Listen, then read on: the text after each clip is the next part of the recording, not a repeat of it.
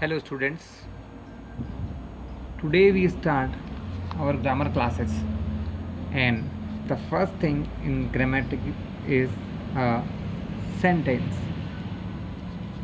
Grammar में सबसे पहले जो वर्ड या सब्जेक्ट हम यूज़ करते हैं वो होता है सेंटेंस। सबसे पहले हम पढ़ते हैं अबाउट द सेंटेंस, किसी सेंटेंस के बारे में पढ़ते हैं या समझते हैं कि कोई सेंटेंस क्या होता है। So what is a sentence? A sentence is a group of words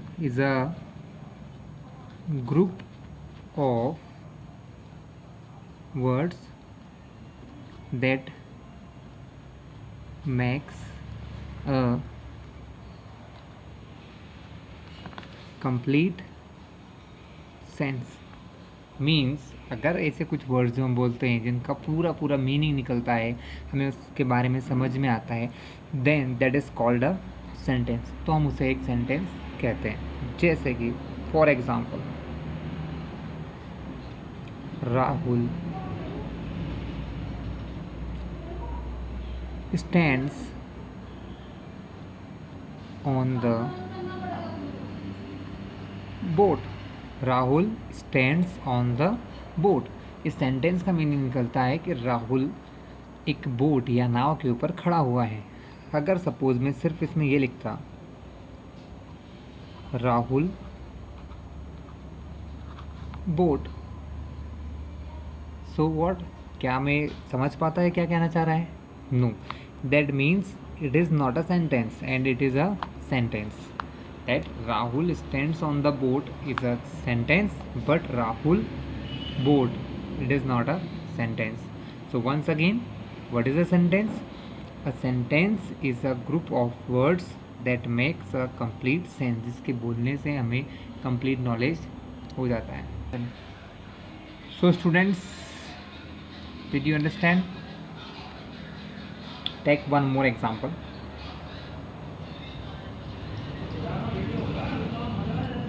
Vijay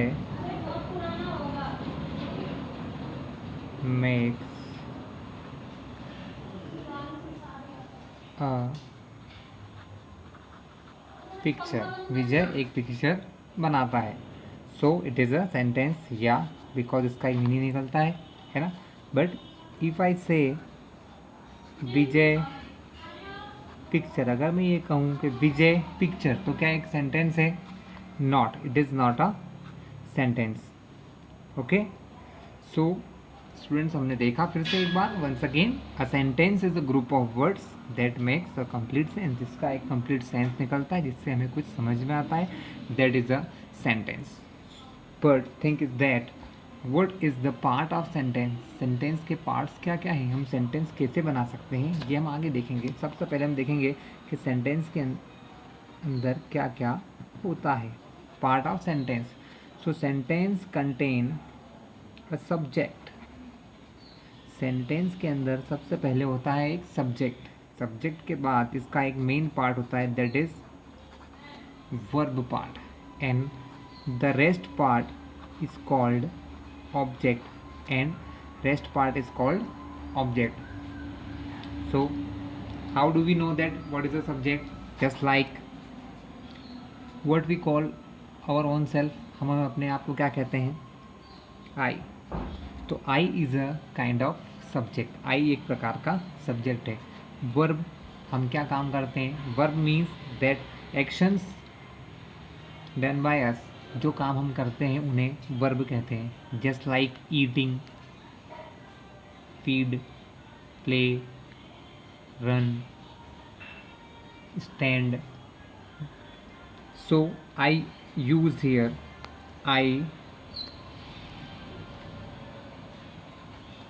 I play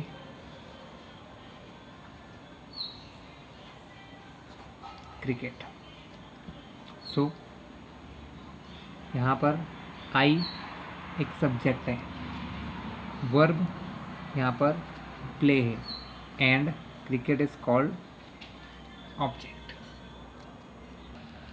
तो स्टूडेंट्स, हमने देखा कि सेंटेंस के पार्ट होते हैं subject, subject that is not English Hindi, that is subject that say I means जो हम अपने आप के लिए यूज़ करते हैं। अगर हम 2 से ज़्यादा पर्सन हैं, मोर देन 2 या 3, तो वी यूज़ वी, हम क्या यूज़ करते हैं, वी यूज़ करते हैं। इसी प्रकार मैं आपको यहाँ पर सब्जेक्ट्स के बारे में नॉलेज देता हूँ कि टाइप ऑफ सब्जेक्ट। ग्रामर में सब्जेक्ट कौन कौन से होते हैं ये हम समझते हैं। सो फॉर इजी अंडरस्टैंडिंग मैंने सब्जेक्ट के 2 पार्ट किए हैं, S1 एंड S2। सब्जेक्ट के 2 पार्ट होते हैं, ऐसा कुछ नहीं है, ये हमारी अंडरस्टैंडिंग के हिसाब से होता है, कैसे हम इजीली समझ सकते हैं। तो सब्जेक्ट के फर्स्ट पार्ट में हम देखते हैं प्लूरल सब्जेक्ट्स, जो प्लूरल होते हैं, एक से ज़्यादा चीज़ों के लिए यूज़ होते हैं। सबसे पहले इसमें आता है आई। हिंदी में अगर मैं लिख दूँ तो ये होता है मैं, अपने आप के लिए, for our own self. We use for our own self I, हम अपने आप को एक्सप्लेन करने के लिए आई का यूज़ करते हैं। After that we, we means हम। We use we at the place of 2 or more than 2 people, 2 या 2 से ज़्यादा लोगों के लिए वी का यूज़ होता है। After that I, we and you. You used for आप और तुम, that is a person standing in front of us, जो हमारे सामने होता है उसके लिए हम यूज़ करते हैं you. Just like you sit down, you stand up, और you go there, etcetera. Next is they. They means होता है वे, द पीपल या group of people, more than 2 people that are not stay here, जो यहाँ पर नहीं है। Okay, they and plural number, and plural number. Plural number, for example plural number क्या होंगे? Plural number means groups, just like बहुत सारे लोग, भीड़ जिसको हम कहते हैं पीपल, बहुत सारे लोग जिनको हम पीपल कहते हैं। बहुत सारे स्टूडेंट, जैसे एक स्टूडेंट होता है, एक स्टूडेंट, और स्टूडेंट को अगर एस लगा दें तो वो हो जाते हैं स्टूडेंट्स। जस्ट लाइक टीचर का टीचर्स। तो किसी भी चीज़ के प्लूरल फॉर्म को भी हम यूज़ कर सकते हैं, जैसे टीचर्स टीच, टीचर्स पढ़ाते हैं, ठीक है। स्टूडेंट्स प्ले, स्टूडेंट खेलते हैं। तो ये सब क्या है? सब्जेक्ट्स हैं, but is the plural subject. Now turn to singular subject. Singular subjects are he. He means वह, बट फॉर अ मेल, हम किसी पर्सन के लिए यूज़ करते हैं, मेल के लिए ही। And same thing for a female, और किसी लेडी के लिए, किसी फीमेल के लिए हम उसी चीज़ में यूज़ करते हैं शी। आफ्टर दैट इट का मीन्स भी वही होता है, बट ऑब्जेक्ट्स के लिए होता है। For objects just like bench, this is book, pen और anything else. And singular subject, singular subject, that is the name of any person, just like Rahul, Aman, Mohan, boy, girl, anything। That means हमने यहाँ देखा है कि how many type of subject, कितने type के subject होते हैं? 1 2 3 4 5 6 7 8 9, 9 kind of subject. Total 9 type के सब्जेक्ट्स होते हैं जिनका यूज़ हम सेंटेंस में कर लेते हैं। सो क्लास, यहाँ हमने देखा सब सेंटेंस, सेंटेंस का first part that is subject. Now we turn to second part of the verb. Sentence के सेकेंड पार्ट की ओर चलते हैं, दैट इज अ वर्ब, जो कि एक वर्ब है। So students, now we learn the most important part of the sentence is verb. सबसे इम्पोर्टेंट पार्ट होता है वर्ब। What is verb?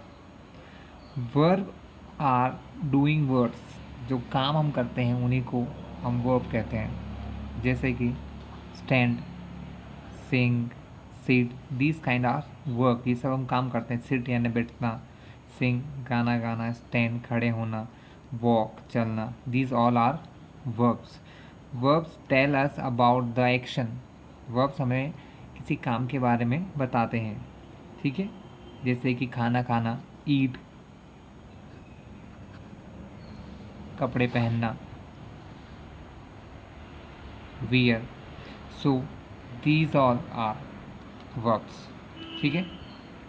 सबसे पहले हमने देखा subject, so you should learn first, आपको सारी चीज़ें लर्न होना चाहिए, I, we, you, they and plural form, after that he, she, it and singular form.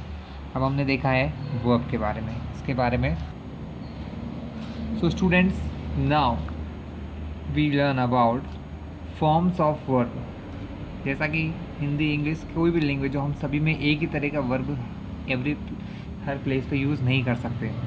जैसे वर्ब के मेनली 3 फॉर्म्स होते हैं, वर्ब का first form, second form and third form. इसके अलावा फोर्थ एंड फिफ्थ 2 फॉर्म हमने बनाए हैं फॉर इजी अंडरस्टैंडिंग, जो हम किस सेंटेंसेज में यूज़ करते हैं। So let's take an example. Go means जाना, ये सबसे पहला बेसिक फॉर्म हो गया वर्ब का, जो हर जगह पे यूज़ करते हैं, go. The second form of go is went and the third form is gone.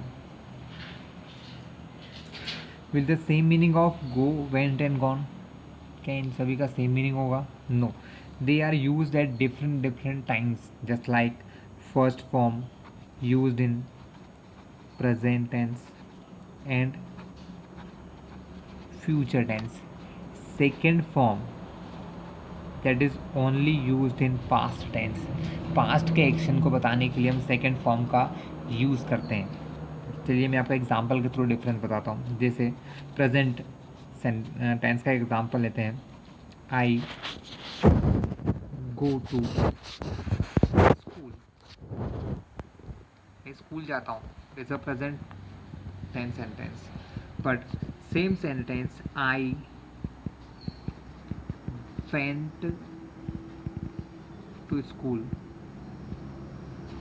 Means मैं स्कूल गया, so that is all the sentence are same, I, to, school, school, but go and went, when we use go it means school regularly and went means past action कि मैं school गया था।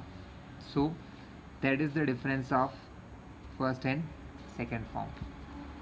After that third form used in perfect tenses, present perfect tense, past perfect tense and future perfect tense.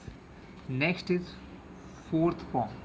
Fourth form means use of या plural of any verb, किसी verb का plural करना, just like go का plural form होता है goes, किसी verb के end में s और es ऐड करना उस verb का fourth form कहलाता है। जैसे go का goes, come का comes, take का takes, and the last and fifth form is ing form।